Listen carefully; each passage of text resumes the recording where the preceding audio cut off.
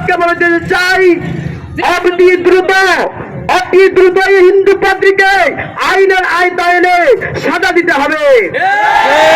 আরো বলে দিতে চাই, কত চাই, কত বড় সাহস, বিশ্বনবীর জন্য হাজারো বার যদি আল্লাহ তাআলা আমাকে জীবন দান করতেন, 1000 বার জীবন দিয়ে দিতাম, তারপরেও এই নাস্তিককে আমি ছাড়বো না।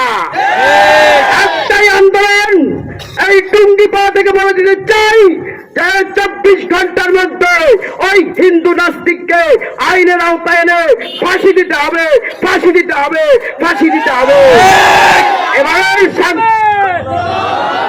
এবার সংগ্রাম বাংলাদেশে কোরআনের আইনকে বাস্তবায়ন করার সংগ্রাম।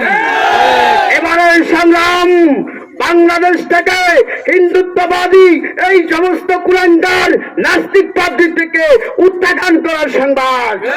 এবারের সংগ্রাম রাসূলের বিরুদ্ধে যত মুনাফিক রয়েছে, রাসূলের বিরুদ্ধে যারা চক্রান্ত করেছে, রাসূলের বিরুদ্ধে কুযুক্তি করেছে, তাদের বিরুদ্ধে যুদ্ধের ঘোষণা করলাম।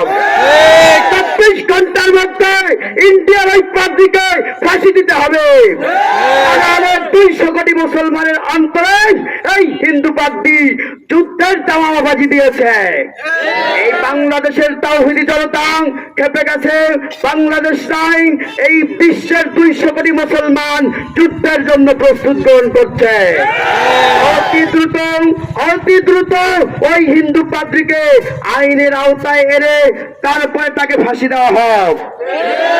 দোস্ত বুজুর্গ, আপনাদের কাছে আমার অনুরোধ যে হিন্দু পাদ্রীর বিরুদ্ধে যদি কোনো আন্দোলনের ঘোষণা, যদি ফাঁসি না দেওয়া হয়, বিচারের কোনো আওতায় যদি তাদেরকে কোনো আন্দোলন না করা হয়, তাহলে আমাদের যুব উলামা সমাজ কল্যাণ পরিষদ যদি আপনাদেরকে ডাক দেয় নবীর ইজ্জত রক্ষা করার জন্য, বাংলাদেশে কোরআনের আইনকে বাস্তবায়ন করার জন্য, ময়দানে মাশাআল্লাহ তোমাদেরকে জীবন দিতে হবে।